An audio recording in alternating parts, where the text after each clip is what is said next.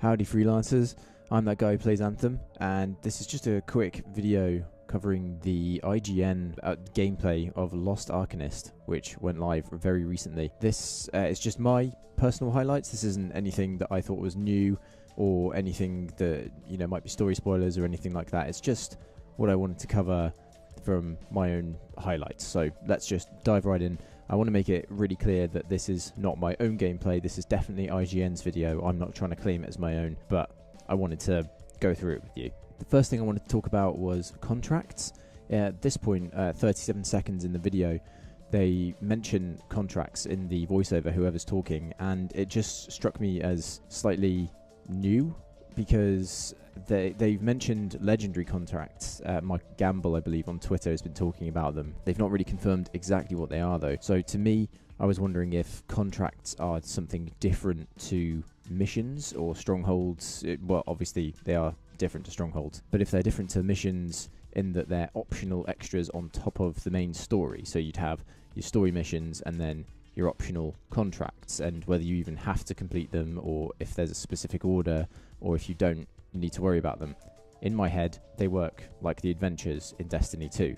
I don't know. Let me know what you think. This next point is to do with fast travel. So if we just watch here around 1:59 in the video, you get a notification for a fast travel point. First refuge, there you go. And it seems to be that once you visit an area, you can fast travel to it, or you unlock it as fast travel, rather than it being something that you have to do in that area in order to unlock it as fast travel. I thought that was quite interesting, just because of the scale of the world that I think we're expecting from, a BioWare game, because they're usually huge, but sometimes in other games you have to tackle a big enemy, take down a stronghold, or insert other games mechanic here in order to unlock that area for fast travel.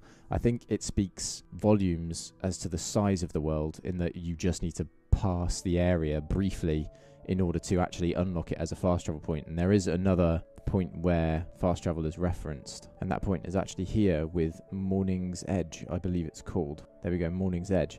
And I just thought that's really cool, but also quite daunting in that the game's so big, you just pass an area and bam, you get it as a fast travel point. Around the 4-minute mark, we get to hear about something new that I've definitely not heard about, and those are gates. The voice in this clip says that the Scar are using gates in order to, populate the area, and it's hyper unfair for us. Now, I've not heard of gates before, and I'm just wondering as to what their mechanics are, whether, humanity has them, whether just the Scar have them, or just the enemy factions have them. And if they allow you to teleport from a great distance, then why hasn't something like the Scar teleported inside the walls of Fort Tarsis? We actually see gates being used in this section as well, around 7 minutes, where they just seem to populate, and it immediately made the encounter more difficult. So the Scar are sort of dropping in, and then you have a massive enemy that drops in as well, all through gates, and at that point respawning is restricted.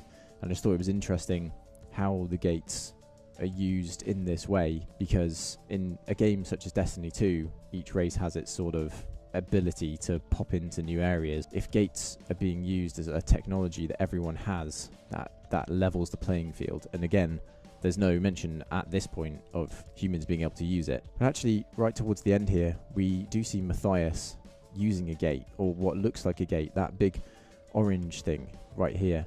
And it looks as if everyone's using the gate technology, like what I was talking about before. If it's a flat technology that everybody has and everybody can use, so it's not race specific. It's very much a technology that exists in the world of Anthem.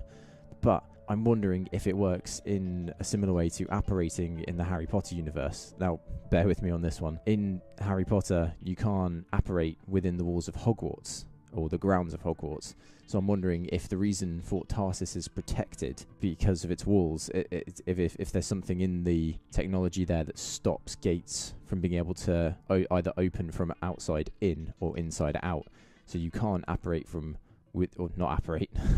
So you can't gate from within Fort Tarsis to somewhere outside, and you can't, vice versa, use a gate from outside Fort Tarsis to get in. Otherwise, the Scar could have just invaded and and completely taken humanity over, it would have been a mess. I think that's quite interesting. I'd like to understand the lore behind that and how it's justified, because just sort of leaving it as a mystery would be a bit too vague for me. But I really like that actually it seems like the technology is used by everyone and it's not space magic, as is quite often the case in Destiny 2. Just as the players enter this area here, we see this giant statue, and it looks like a Legion of Dawn statue to me. I just wondered whether this whole area was an abandoned temple, something to do with the Legion of Dawn. There's another one here, and because they're both holding spears, I thought potentially they could be the same character, the same member of the Legion of Dawn, but I'm really not sure. I'm looking forward to uncovering what this sort of lore is behind these places, because it's infested by Scar and it's obviously fallen into disrepair. So whether there's just, it's been abandoned because the world has sort of gone to hell and everything's been attacking everything and the only safe place is behind the walls in Fort Tarsus, or there is something like this particular member of the Legion of Dawn was evil or did something that meant people abandoned their temples and stopped celebrating who they were, which they obviously haven't with Helena Tarsis. Just intrigues me whether there's going to be this split between good Legion of Dawn characters, bad Legion of Dawn characters, or just idols out there that different sort of, not factions, but kind of cults, I guess, move around, and what that would look like, if that's a thing in there. It's a BioWare game, so I think it's possible, but we'll have to wait till the final release to see. At about 11 minutes 48 into this video, Matthias says something about the runs and that he's never been in them this deep. Now, you're running through this temple, you're going all the way down, and then you're going into caves, and then you emerge in this sort of underground temple, or underground portion of the temple. It looks very weird, but what it reminded me of was the underground tunnels in Assassin's Creed 3. Now, in those, you had to go down and explore them and unlock new routes up to the surface in order to unlock fast travel within a city. So you had your main map fast travel, and then within a city you had smaller fast travel routes that you unlocked exploring these tunnels. And obviously that's not going to be the case within this, because we've just seen that there's fast travel routes elsewhere. But actually I wondered what this sort of thing was, because you've got this potentially infinite amount of tunnels, whether they're left over from the creatures that were building Anthem or the world of Anthem and then abandoned it, whether it was where tools were going underground to build stuff, or if it's, where offshoots from the tools, really hot, just base metals and stuff were being poured out and they formed these caves, and that's why there's minerals and stuff there.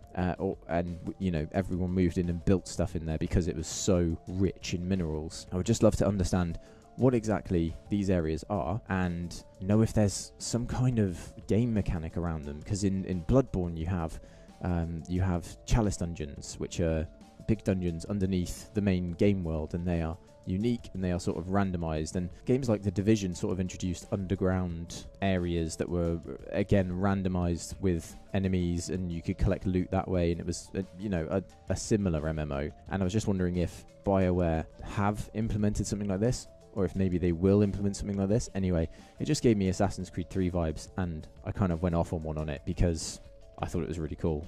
The final thing I want to talk about is the synergy between javelins, and that's coming up. Here we've got this massive enemy. The Colossus is struggling to take it down. I think it could if it had the chance to, plow in, but then you've got other enemies, and then the storm freezes it. Colossus can start dealing damage again, and then the storm finishes it.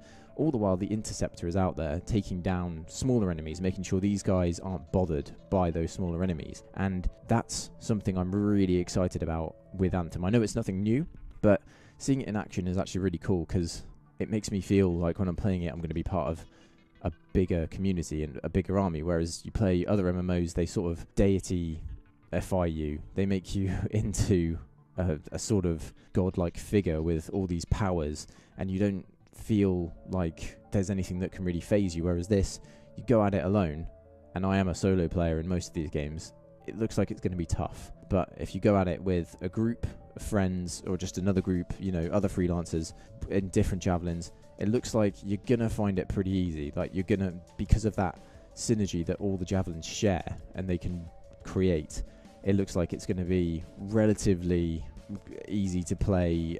But I guess what I'm trying to say is that it has that community feeling just from the gameplay. Whereas games like Destiny 2, I've played it solo for hundreds of hours, and I don't have that same feeling. You only get that outside of the game with clans and Discord chats and guilds, whatever, all that stuff.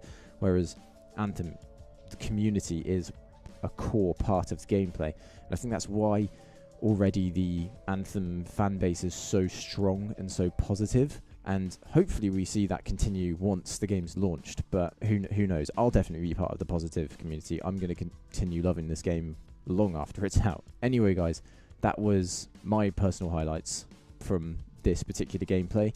Let me know yours in the comments. Let me know what you think of the video in the comments. And I'll see you in the next one.